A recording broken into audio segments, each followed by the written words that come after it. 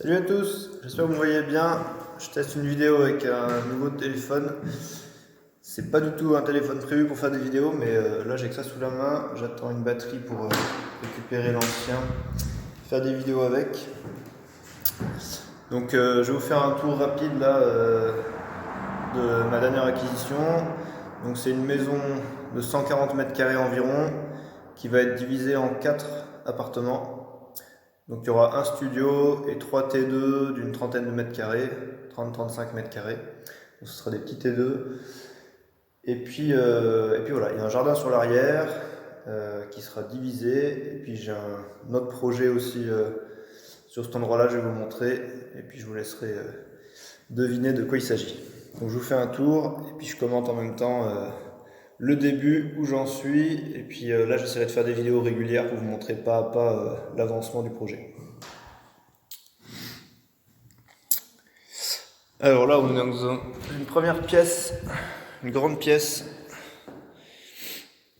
qui était un salon, un super beau plancher et de super belles fissures.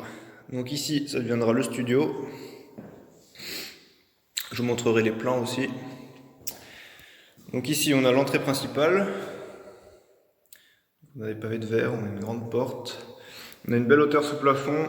Il me semble qu'on a 2,80 m partout. Donc ça résonne pas mal. Et moi, ce qui a fait le coup de cœur quand j'ai vu ce bien, c'est l'escalier. Donc il y a un superbe escalier en marbre, avec une gigantesque hauteur sous plafond. Et donc là, l'idée ça va être de gagner de la surface, de refermer là, de faire un solivage en bois pour gagner et permettre de faire une chambre au-dessus.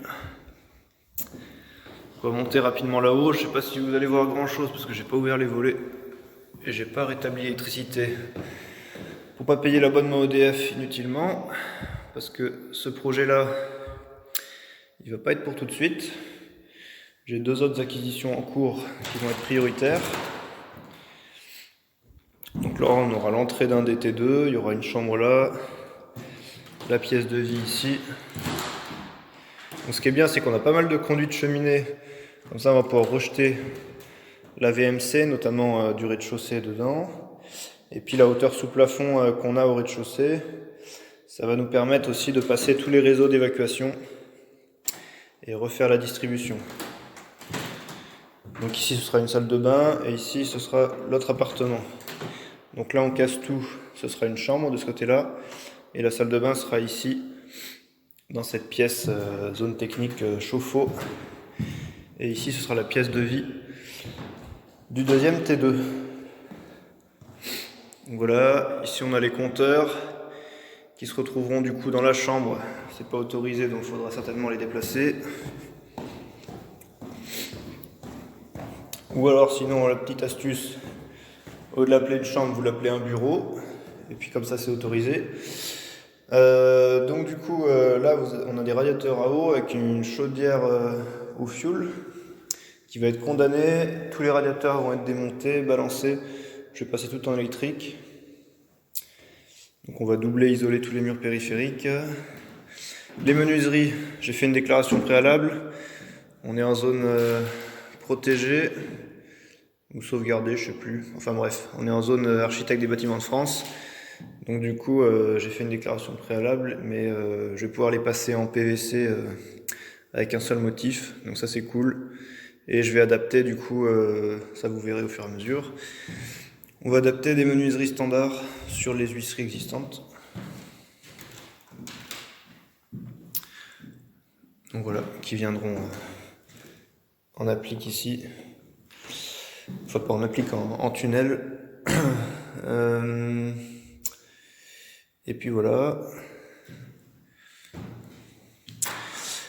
Alors, ces fissures, je vous expliquerai comment je l'ai acheté aussi. Ça a duré peut-être au moins 1 an la négociation. Et l'acquisition, elle s'est faite en 2 mois. On a été un peu pressé par les délais à force. Donc la fissure, j'en parlerai plus en détail là. Je vous montre juste qu'on a mis en place des témoins. Je ferai une vidéo très détaillée là-dessus où vous montrer étape par étape comment j'ai traité ce problème. Donc ce qu'il y a, c'est un tassement des fondations de ce côté-là. Donc ensuite, à partir d'ici, on a une cave.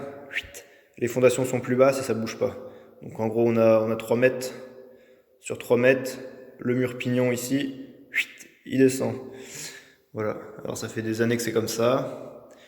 Et le renforcement de fondation, il y en a pour 30 000 € minimum. Donc je l'ai budgété, mais je suis en train de viser plusieurs points pour éviter ces travaux et récupérer mécaniquement ces 30 000 €. Donc ici il y a l'accès à la cave, et ici on sera dans l'entrée, on va faire le tour comme il faut. Donc là, studio, ici cette porte sera condamnée, ici c'est l'entrée du studio, et ici l'entrée du dernier T2 au rez-de-chaussée.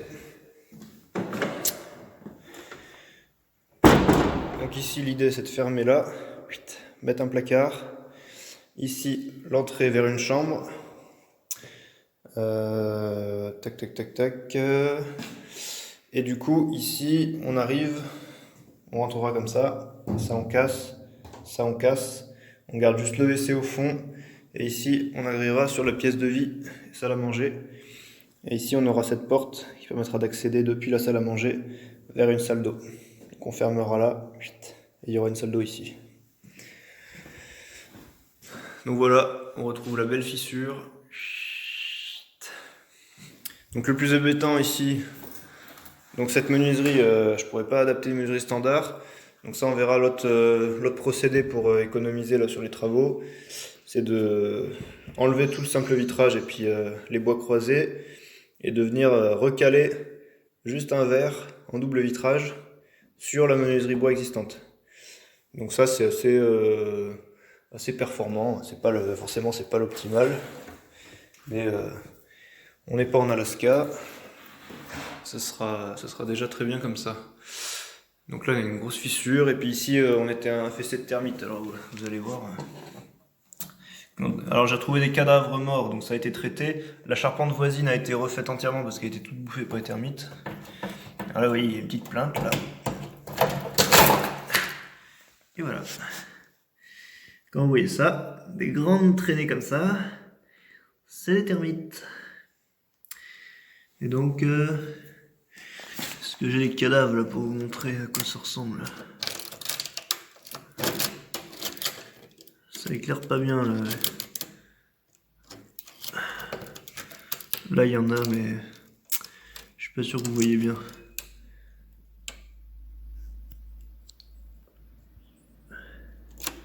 Juste au bout de mon doigt, mais bon. Bah ça fait pas la mise au point. Bon, vous irez voir sur Google à quoi ça ressemble. Vous mettez termite morte. Oui, donc ce qui est embêtant, c'est que la fissure là sur cette menuiserie, elle a décalé, donc il y a un jeu énorme de 2-3 cm là au-dessus.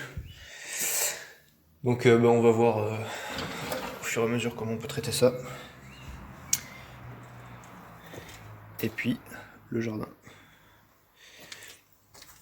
Donc là l'assainissement n'est pas aux normes non plus, parce que on est en système séparatif, on n'est pas en système unitaire, et donc là les eaux pluviales se rejettent dans un tuyau là qui passe en dessous.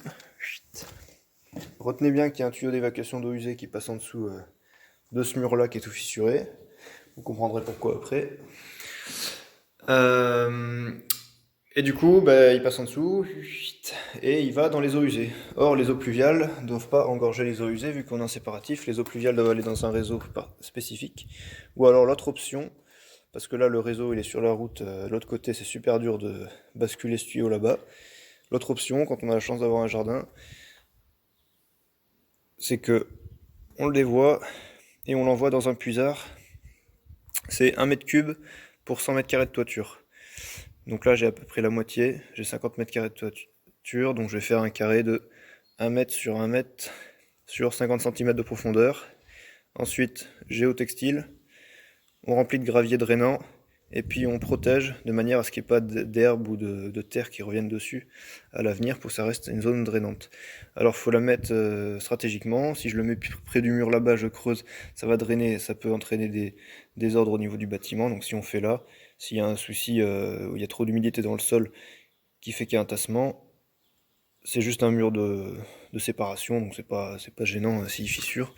Il n'y a rien d'alarmant. Donc voilà, là je vais attaquer ça. J'ai tout ce qu'il faut là pour bosser. Donc ce qui est bien, c'est qu'on a un accès à la cave, je vous montrerai la cave plus tard, par l'extérieur, par ici. Et on a un grand garage ici.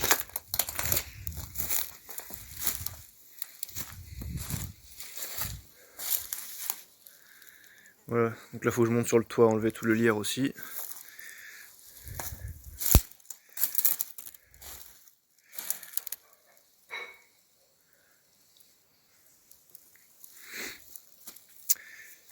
Donc l'idée sera de fermer ici, de garder un jardin pour le locataire de ce côté-là, et de rendre privative pour moi toute cette zone, et je garderai l'accès à l'entièreté de la cave. Il y a à peu près 50 mètres carrés de cave, ça permettra de stocker pas mal de choses.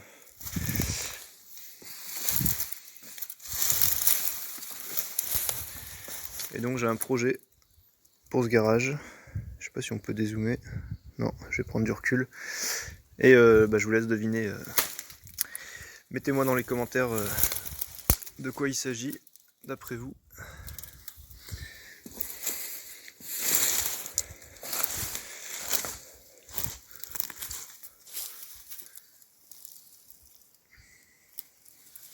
Voilà, je vais vous montrer rapidement l'intérieur.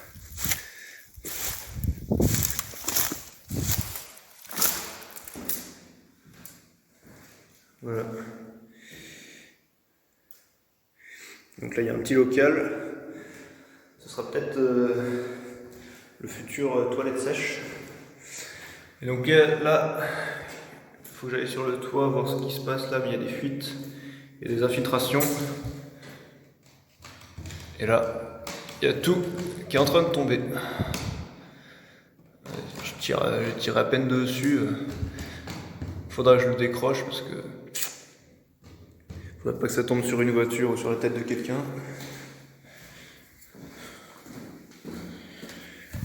J'ai commencé à bien nettoyer hier, il y a du lierre qui envahit partout. Et donc là c'était visiblement le nid des termites. Voilà, ça il faut absolument éviter dans les zones avec termites, plein de bois morts stockés comme ça, à même le sol. Tout ça je pourrais évacuer dès la fin du confinement. Si vous voulez voir un peu les dégâts, voilà une porte.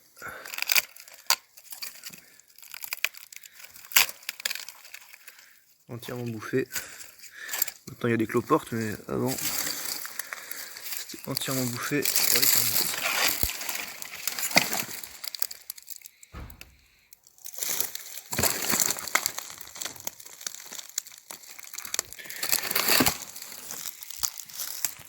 Donc pareil ici, quand j'ai arraché la porte, j'ai bien vérifié qu'il n'y avait aucun termite vivant. J'ai bien regardé au niveau du sol. Et dans la porte, j'ai retrouvé plusieurs cadavres de termites aussi. Donc ça veut dire que le nid est mort. Donc aujourd'hui, j'ai pas besoin de faire de traitement de termites parce que ça coûte relativement cher. Si on le fait par un professionnel, après il y a possibilité de le faire soi-même aussi. Sur internet, il y a des gens qui expliquent comment. Donc voilà. Bah écoutez, n'hésitez pas à mettre un petit like, à commenter, partager. Et puis sur ce, je me remets au boulot, puis je vous montrerai la suite plus tard. On va continuer dans l'ordre des priorités, l'immeuble de mes parents, puis mes autres acquisitions qui vont être prioritaires. Je vous ferai des vidéos au fur et à mesure. Voilà, bah écoutez, remettez-moi dans les commentaires ce que vous pensez que j'ai comme projet pour cette zone-là. Et puis je vous dis à bientôt pour la suite. Ciao!